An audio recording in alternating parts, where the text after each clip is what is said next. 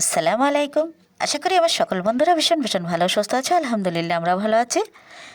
Hello guys, welcome back to our channel. প্রতিদিনের মতো নতুন একটা ভিডিওতে তোমাদের স্বাগত জানাই। আমার নিউ সারাস ব্লগে সবাইকে ওয়েলকাম জানিয়ে আজকে একটা সুন্দর শীতকালীন সকালের ভিডিওটা শুরু করে দিলাম। তাহলে দেখতে থাকো, এর সাথে থাকো।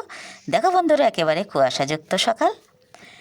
একেবারেই একদম মর্নিংয়ে উঠে তো ফজরের নামাজটা আদায় করতে হয়, তারপরে একটু শুয়ে থাকি, তারপরে বেলায় উঠে আশেপাশে কাজ সারতে হয়। বন্ধুরা, আমরা মেয়েরা গ্রামে যারা থাকি,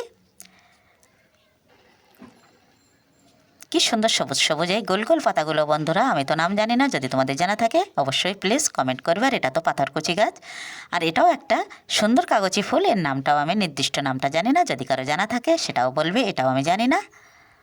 কত কত ফুল ফলের গাছ যে আমার বাড়িতে আছে, আমি কিন্তু অনেকটাই নাম মনে রাখতে পারি না। তারপরে চলো বন্ধুরা, একটু চা বানিয়ে নিই। এখন শীতের সকালে কিন্তু রং চাটা বেশি খাওয়া হয় আমাদের, একটু কফি খেলে মন্দ হয় না, কিন্তু হাজব্যান্ড যেটা পছন্দ করে সেটাই বানাতে থাকি। কি সুন্দর সবজির খোসা দিয়ে আমার লাগানো পুঁই শাক, সেগুলো এক ঝলক তোমাদের দেখিয়ে দিলাম। এখানে শাশুড়ি মার জন্য টোস্টার চা পাঠাচ্ছি, আর আমাদের জন্য মুড়ি থাকছে। আমি তো শুধু মুড়িটাই খেতে পছন্দ করি, চায়ে ভিজিয়ে ভিজিয়ে, আর চামচ কেটে কেটে ভেজানো মুড়ি খেয়ে থাকি। কয়েকটা কুচো উত্তম বা একটু ঝুরি ভাজা, এগুলো হাজব্যান্ড পছন্দ করে, ওগুলো উনি খেয়ে নেন।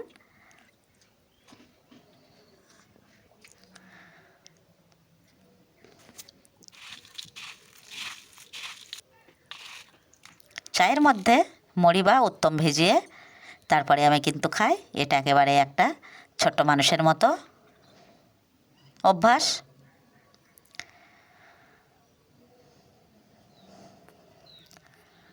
চা পানি খেয়ে এখন উপরে ছাদে উঠে গেলাম।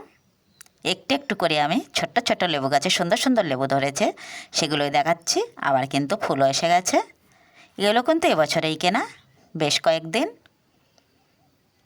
আর সুন্দর সেই সবজির খোসা দেওয়া পুঁই শাক, পেঁপে গাছ, এগুলোই তোমাদের সঙ্গে একটু একটু করে শেয়ার করছি।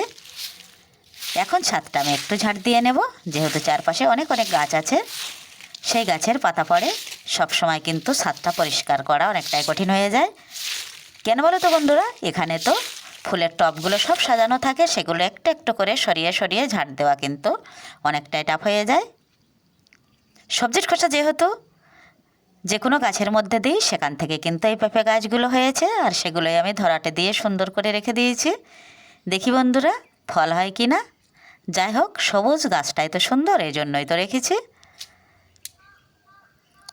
যেদিন আমি পুঁই শাক গাছ থেকে পুঁই মিটলি তুলবো, সেদিন তোমাদের সঙ্গে অবশ্যই শেয়ার করব। এত সুন্দর একটা গোলাপ ফুটেছে, তোমাদের সাথে আর বলবো কি, এক ঝলক দেখিয়ে দিলাম। কুমড়ো পাতাগুলো কি সুন্দর হয়েছে বন্ধুরা। খুদের ভাত যেদিন হবে, সেদিন কুমড়ো পাতার ভর্তা তোমাদের সাথে শেয়ার করব। দেখো বন্ধুরা, কত রকমের ফুল, ফুলগুলো একটু একটু করে আমি দেখছি আর তোমাদের সাথে শেয়ার করছি।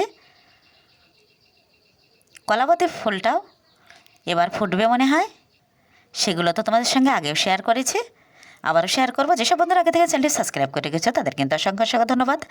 যেসব বন্ধুরা এখনও চ্যানেলটি সাবস্ক্রাইব করোনি, শুধুমাত্র ভিডিও দেখে চলে যাও লাইক দিয়ে, তাদের জন্য রইল অফুরন্ত ভালোবাসা।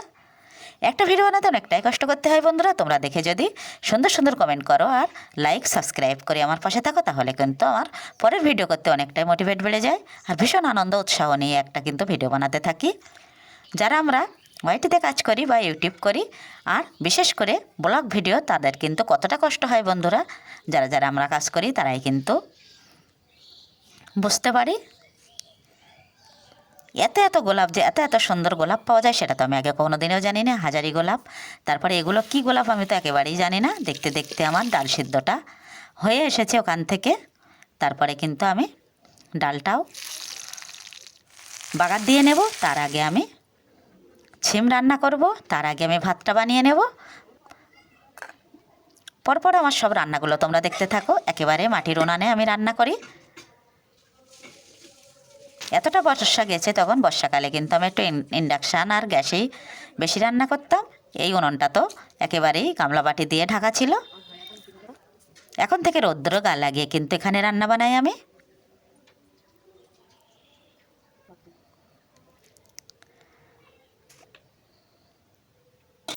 ভাতটা হয়ে এসেছে, এই জন্য আমি একটু কড়াই বসিয়ে দিলাম। কড়াইতে দিয়ে দিচ্ছি পরিমাণ মতো তেল, দিয়ে দেবো শুধুমাত্র পেঁয়াজ কুচি, একটু রসুন বাটাও দিয়ে দেব।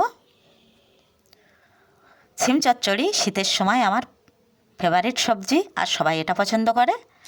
বেশিরভাগ সময় বন্ধুরা আমি সকালে কিন্তু একটা সিমের সবজি বানিয়ে নিই, তারপরে কিন্তু আমি পান্তা ভাত খেতে থাকি। অনেকটা পরিমাণে একটু সিমে পেঁয়াজ দেব। পেঁয়াজটা দিলে সিমটা একটু মিষ্টি মিষ্টি ভাব হয়, তখন কিন্তু খেতে বেশি ভালো লাগে। কড়াইতে তেল দিয়ে পেঁয়াজ দিয়ে একটু লাল লাল করে ভেজে নিয়েছি। এখন কিন্তু দিয়ে দিলাম সিম আলু। এখন শুধুমাত্র কষাতে থাকবো, কষিয়ে কষিয়ে একেবারে সিদ্ধ হয়ে যাবে। তখন একটুখানি পানি দিয়ে তারপরে কিন্তু নামিয়ে নেব। একেবারে চটজলদি রান্নাটা হয়ে যায়। দিয়ে দিচ্ছি একটু স্বাদ মতো লবণ, পরে দিয়ে দিচ্ছি একটু পরিমাণ মতো হলুদ।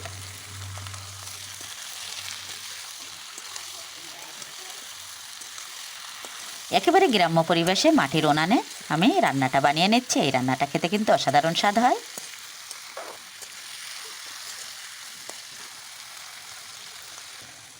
বেশ কয়েক মাস হলো আমি কিন্তু সবজিতে একেবারে মাছ খেতে পাচ্ছি না, আমার যেন কেমন একটা লাগছে। এখন কিন্তু শুধুমাত্র মাছ ছাড়াই সবজি বেশিরভাগ বানাচ্ছে, আর একটা সবজি তো মাছ দিলে বানালে বেশি ভালো হয়। সিমটা একেবারে কষে নেওয়ার পরে কিন্তু আমি কেটে দিলাম অনেকটাই পরিমাণে কাঁচা লঙ্কা। এটাই কিন্তু দারুণ ফ্লেভার আসবে, আর সিমে টেস্টটা দ্বিগুণ বেড়ে যাবে। সাইডে অল্প একটু পানি দিয়ে দিলাম, তারপরে আমি ঢাকনা দিয়ে ঢেকে দিলাম। ঢাকনাটা খোলা হয়ে গেছে। এখন আমি কিন্তু সিমটা বেশ সুন্দর করে একটু নাড়িয়ে নেব। একেবারে গামাখা গামাখা রসা রসা বানালে কিন্তু এটা খেতে ভীষণই মজা লাগে।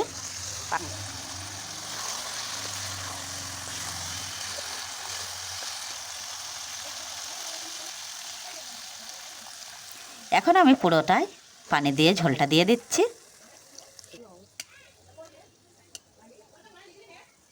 আবারও ঢাকনা দিয়ে ঢেকে দেবো কিছুক্ষণের জন্য।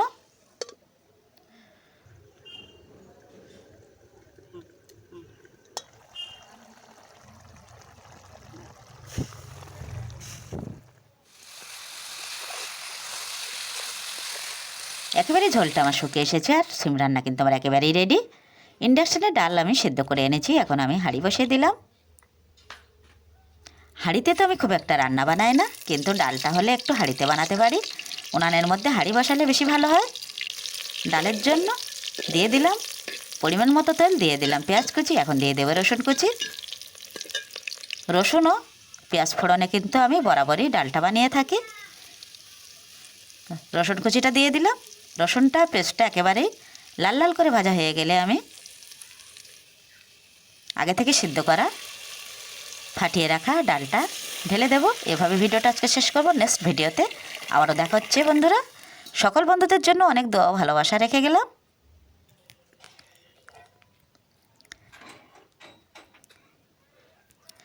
ছোট ছেলে নামাজ পড়তে যাচ্ছে।